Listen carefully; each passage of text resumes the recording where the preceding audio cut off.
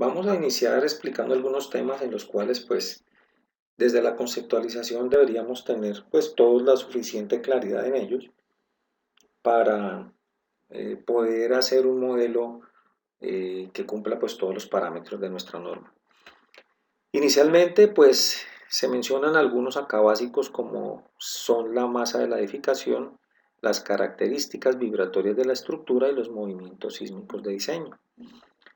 En cuanto a las masas de la edificación, podemos mencionar lo que se refiere al peso propio de la estructura, donde pues corresponde al diseño de los elementos estructurales que van a estar allí, como las placas, como las vigas, como las columnas, como las pantallas de concreto, como las cubiertas metálicas, etc.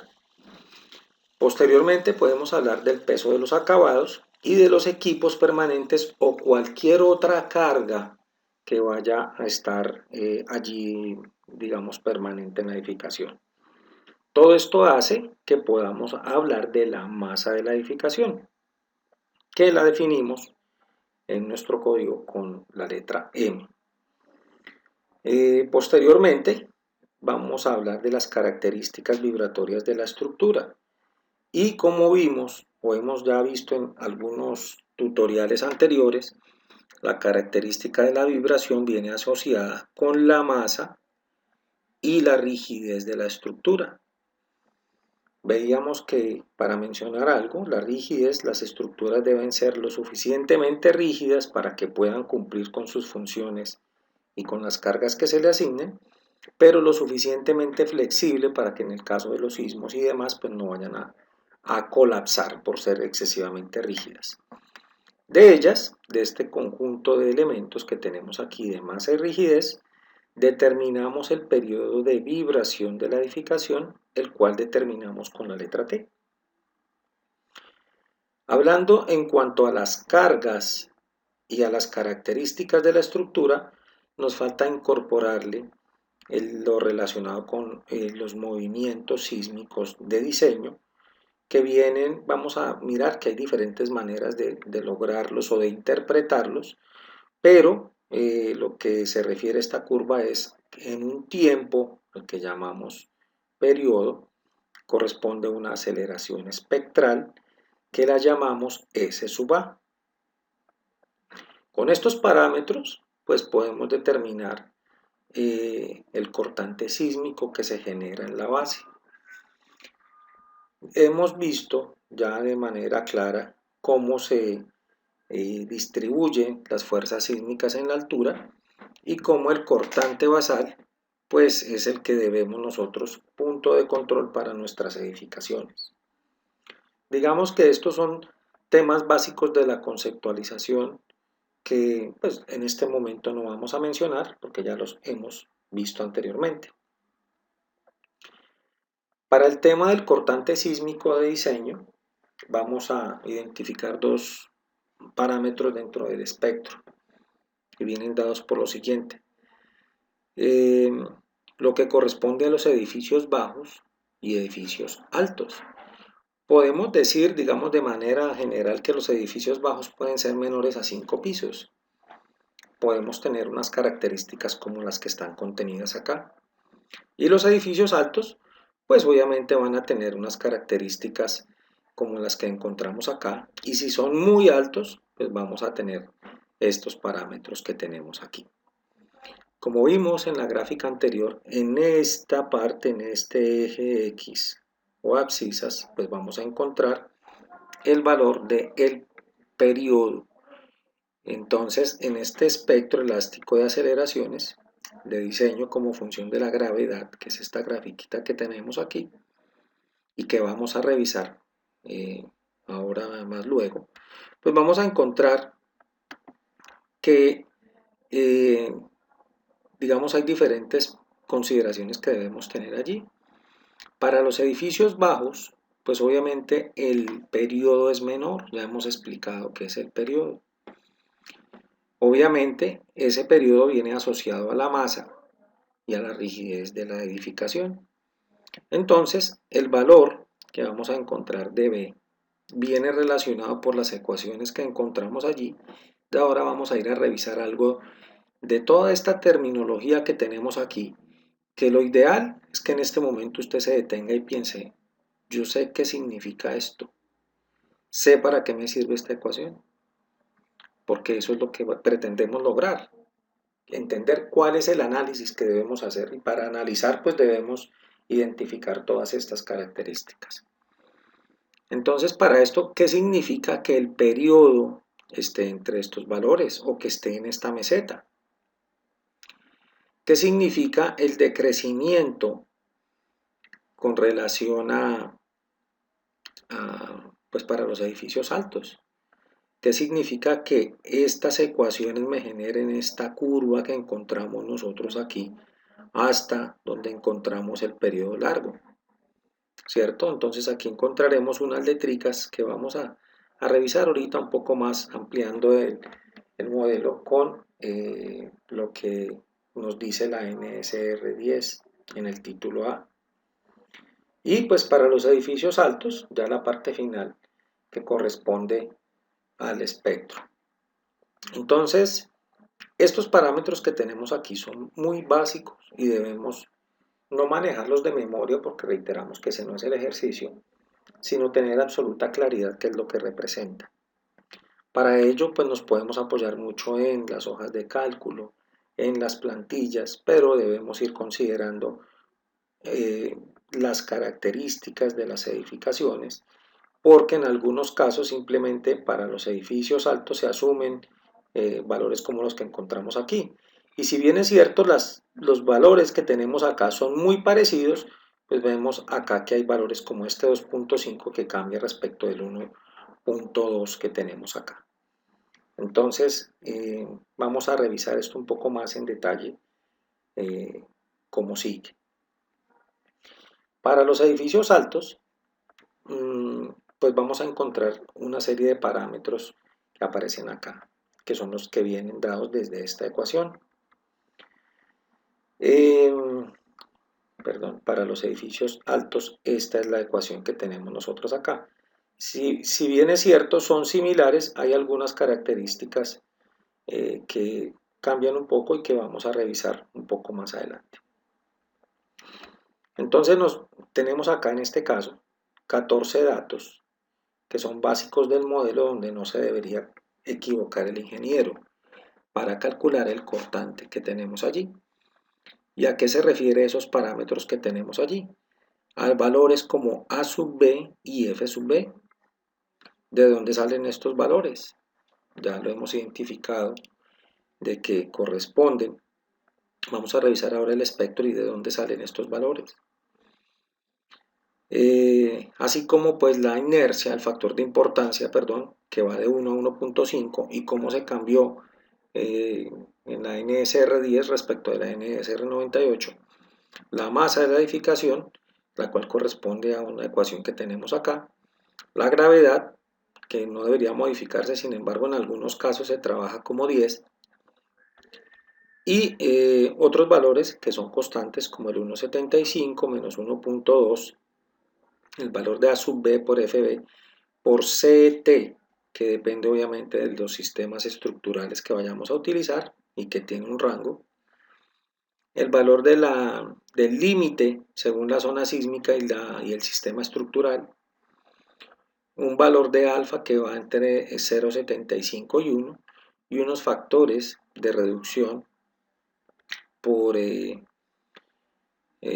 como de phi sub A que corresponden a las irregularidades en altura o phi sub P que son irregularidades en planta, otro tipo de irregularidades y el factor R que corresponden a unos parámetros allí planteados.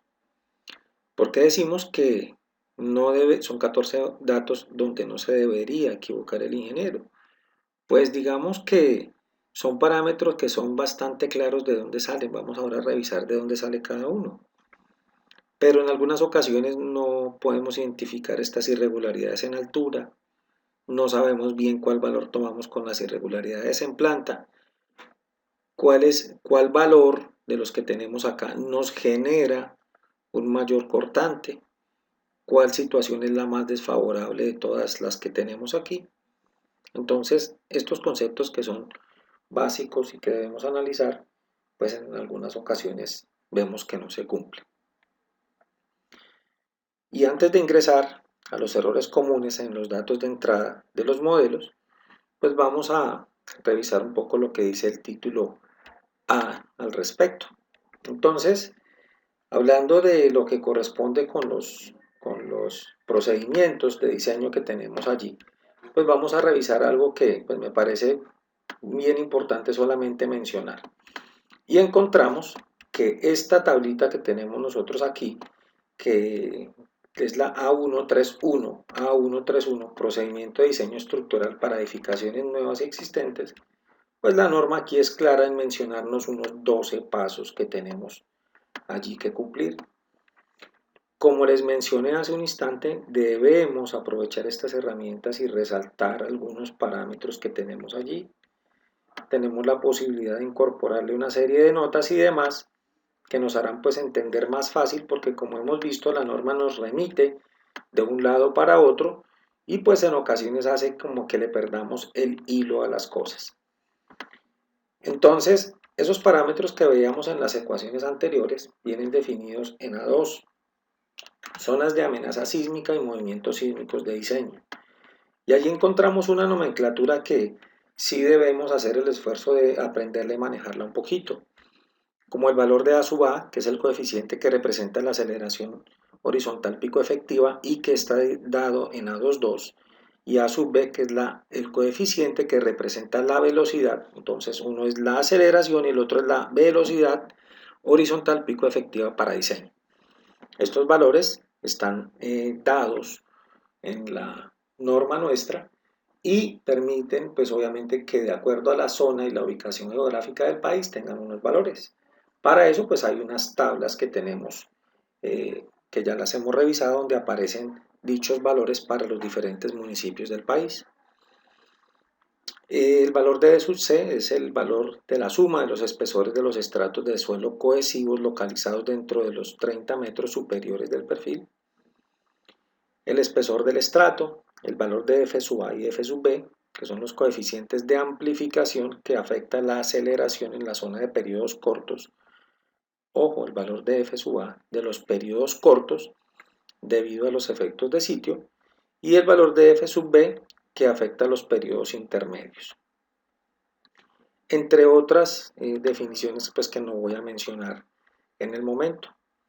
El valor de R, o R sub 0, perdón, es el coeficiente de capacidad de disipación de energía básico definido para cada sistema estructural, y pues viene, una vez nosotros hacemos la selección del sistema estructural, hay una columna donde aparece el valor de R sub 0, que es el coeficiente de disipación definido para cada sistema estructural y que se ve afectado, en este caso, vemos que este valor de R sub 0 afecta el coeficiente de disipación de energía para ser empleado en el diseño y que corresponde a el valor de R sub 0 multiplicado por los valores que afectan las irregularidades en la edificación, como pues ya lo hemos visto en otras oportunidades, en altura, en planta y por la ausencia o no de redundancia en el sistema estructural de sistema sísmico.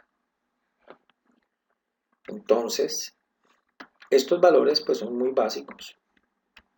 Digamos que podemos contextualizarlos, saber cuáles son y demás, pero creo que lo más importante de esto saber es qué pasa con los diferentes tipos de edificaciones que vimos allí. Entonces, pues podemos mencionar en la tabla lo que aparece en esta tabla, los valores de A sub A y de A sub B. Es decir, que nosotros simplemente con tener la ubicación geográfica de la descripción del municipio donde vamos a hacer el diseño, pues ya tenemos unos datos que simplemente nos los dan las tablas y que vienen asociados, como menciono, a las zonas de amenaza sísmica, y para ello pues aparece una tabla donde aparecen todos los valores para los municipios de Colombia y los valores del mapa como aparecen acá. Entonces los valores van desde 0,50 hasta 0,05. La asociación de los mapas, pues aquí nos da la descripción de la figura y la zona de amenaza sísmica correspondiente. Para ello, pues vamos a encontrar los mapas que ya seguramente hemos tratado en otras oportunidades, los mapas correspondientes, pero como menciono, lo más importante es identificar qué es lo que pasa en el caso de tener nosotros o cómo se han debido crear los espectros de acuerdo a los tipos de suelo y demás. Entonces, me quiero solamente remitir acá a manera solamente de comentario que pues en el análisis dinámico solo para los modos, ya hemos visto a qué se refiere esto de los modos, diferentes al fundamental en cada dirección principal. Pues tenemos acá una ecuación, una gráfica que viene conformada por varias ecuaciones, que es lo que conocemos como este espectro. Y pues que es la recopilación de diferentes informaciones, acelerogramas, etcétera, que ya hemos visto en otros tutoriales cómo hemos podido llegar a esto. Y es pues una manera, una representación de poder entender cómo es el comportamiento en el caso del sismo. Este espectro está definido para un coeficiente de amortiguamiento del 5% del crítico. Sin embargo, en otras ocasiones se utilizará otro porcentaje diferente. Pues no es un tema de ahorita, pero vamos a ver cuándo se sucede esa situación. Y hablamos del periodo inicial, del periodo corto, del periodo largo y cómo, digamos, a cada uno de ellos le corresponde un valor. Así como está en X, aparece cómo se calcula este valor, que aquí aparece la ecuación. Tenemos una ordenada que va en el eje Y pues nos aparece cómo poder calcularla también. De ellos, pues se extraen algunos valores que en el caso, cuando veamos los ejemplos, o como lo hemos visto en los ejemplos que hemos desarrollado en el programa ETAPS, pues hemos cambiado algunas consideraciones de estos valores para poder identificar qué pasa cuando se realizan esos cambios. Entonces, la invitación es a que podamos contextualizarnos con este tema, este capítulo tan importante o este título que es el título A, sobre todo en lo que corresponde a cómo se deben incorporar los diseños, cuáles son los análisis sísmicos que se aceptan en la norma para poder comprender un poco mejor el funcionamiento de nuestra edificación.